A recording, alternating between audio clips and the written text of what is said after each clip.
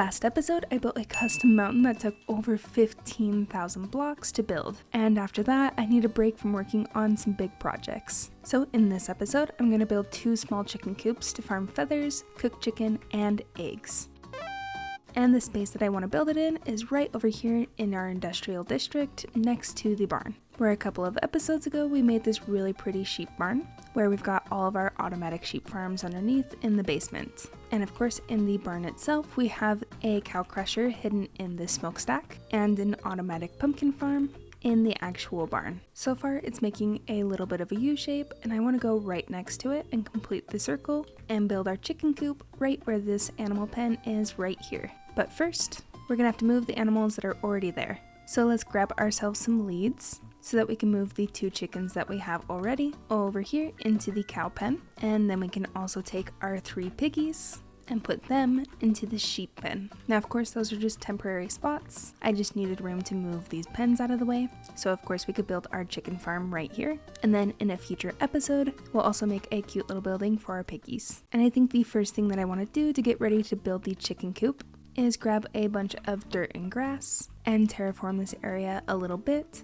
so that it's easier for us to build on. And now that we have our area all flattened out and ready to go for us, it's time for us to finally start attempting to fill up this chest monster, although it's going to be much smaller than last time, but that was on purpose. So let's kick it off into the material gathering montage. Like I said, this is a significantly easier build than the last episode, so it was unsurprisingly easy to collect all of the materials. The majority of the things that I needed were already pretty much in my storage from the last few projects, so I mostly just ran around the island collecting everything that I was going to need.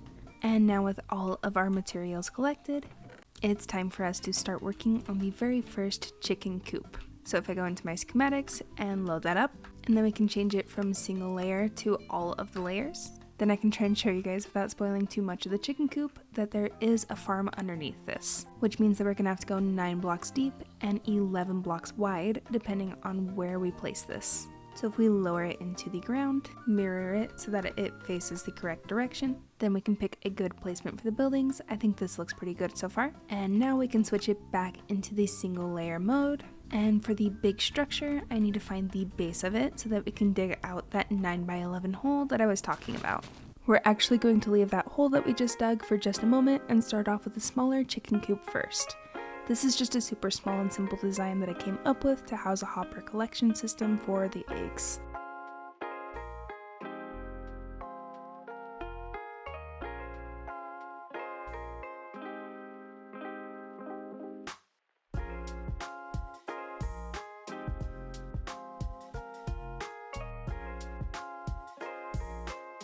And before I can give you guys a tour around this tiny chicken coop, it's time for us to go ahead and take a break and work on our quality of life section for this episode. Now, I have one personally, and then you guys have a suggestion as well. So starting off with your suggestion, we can head into my storage room really quick and grab ourselves some templates. And of course, we're gonna need some diamonds for this. And if you can't tell already, our armor is slightly lacking in the fashion department, if you will. So we're going to be adding the coast armor trim to our netherite armor. And I believe all I need is a couple pieces of cobblestone and of course some diamonds. And then we should be able to take these into town and use our smithing table. Oh, I actually forgot we could add crystals to it. One moment. So currently my whole channel theme is purple, and I like purple, so I think we're gonna go with these amethyst shards as our accent color. And if we come back here and slap those all in, oh my goodness.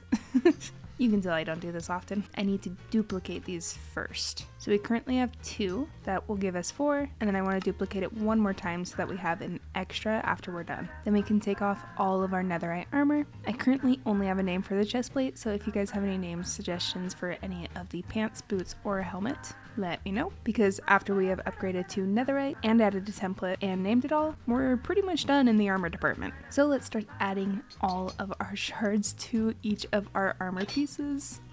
And this is actually one of the common templates, but I really like how it looks. So if we do the grand reveal in the sunset in the background, oh, I'm actually so pleased. Like I said, this is a really basic template, We can probably upgrade to a fancier one eventually, but I actually like the simplicity of it, to be honest. I just wanted to thank you guys again for all your suggestions. Just like in every video, it makes them a lot more entertaining when it is incorporating your guys' ideas as well as mine into this world. And speaking of my ideas, I need to grab a few stone related materials for mine. As I'm sure a few of you guys have noticed, there is actually a pathway going to the majority of my buildings in this world. And in the last episode, I forgot to add one right in front of the mountain. And just like in front of the mountain, I also forgot one over at the iron farm. So to finish off our quality of life section, I'm gonna hook up a road heading from our main base to the cobblestone mountain and to the iron farm, and finally to the chicken coops that we're currently building.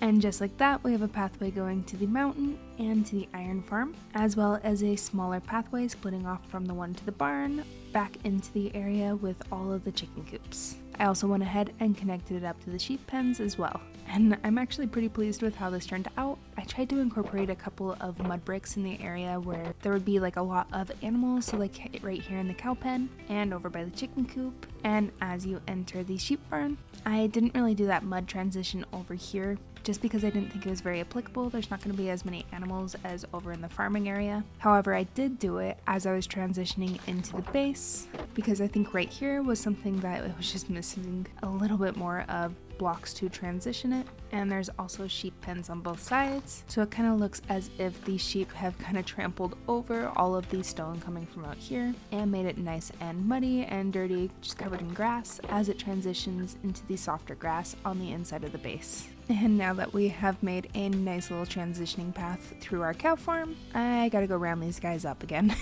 We can put you right back in your pen where you started off. And I'm actually not gonna worry too much about rounding up that chicken that got loose because we now have our egg farm working in here. So next time we need a chicken, we can just go grab some eggs, throw it, and hope we get a baby chicken. But now that this first chicken coop is completed and we've done our quality of life, it's time to finally start moving on to the second build of this episode, which is the big chicken coop, which I'm super excited about. So if we drop this schematic all the way down to the bottom floor and grab all the materials that we're going to need, then we can go ahead and kick it off into a building time lapse.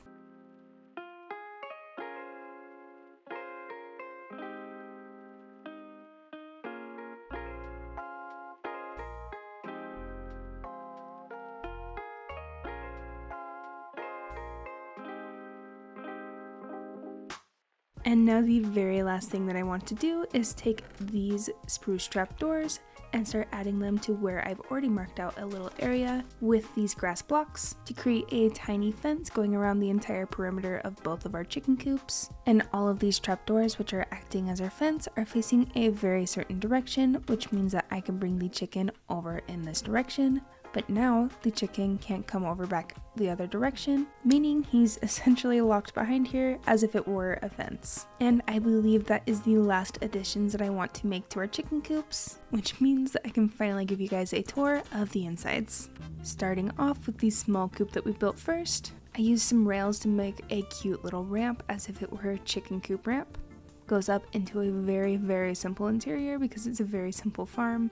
We've just got their water troughs and their water feed in here with a little bit of a spout so that they can refill the water, and of course a cute little window for them to look out of. And you'll notice there is a little bit of a chicken head poking through right here, and that's because this is actually the farm itself. So essentially I've got a chicken sitting on this block, a hopper collecting the eggs from there, and then you would think that this chest would be the primary storage, but this is actually the backup storage because I have funneled it into another hopper chest, which you can access by going through this tiny little chicken coop hole, which is essentially for the excess feed that they have, which I've conveyed through hay. And right here you can see is the double chest that I was talking about, where we have all of our eggs, and this is actually the primary storage. Now it's a little tedious to get all the way in there, so I actually included a little flap right here so that we can just open that chest. And it is the smallest farm, as well as the smallest build we've probably ever done in this world, so it is super simple to give a tour of. So on to the next one, which I am super proud of how how this all turned out. I took some inspiration from a couple of other chicken coop designs on the internet. I'll link those in the description if you want to check them out as well.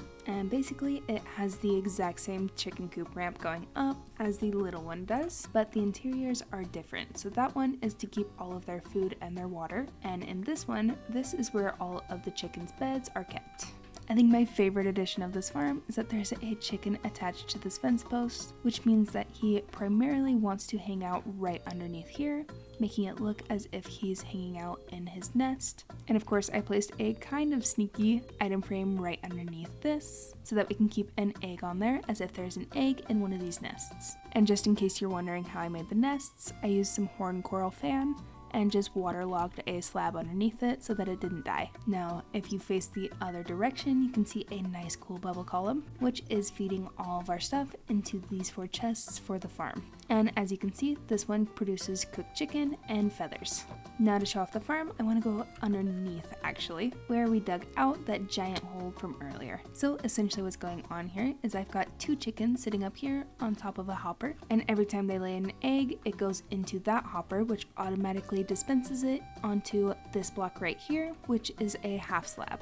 And because it's a half slab, those chickens don't die until they grow up, which then they will be grown up into that lava, where the chicken is then burned and all of the drops go down into here, where it's then automatically dispensed and sent up through that bubble column that we saw earlier. And with those tours complete, that is officially this project done. Again, thank you guys for any suggestions that were put into this video. We have done quite a bit in this episode, even though it was supposed to be a small filler one. We got some brand new trims on our netherite armor, and of course built 2 brand new chicken coops. So if you guys did enjoy, which I hope you did, then please do consider subscribing, because I would love to see you guys in the next video. And speaking of next videos, here's a couple that I think that you would enjoy.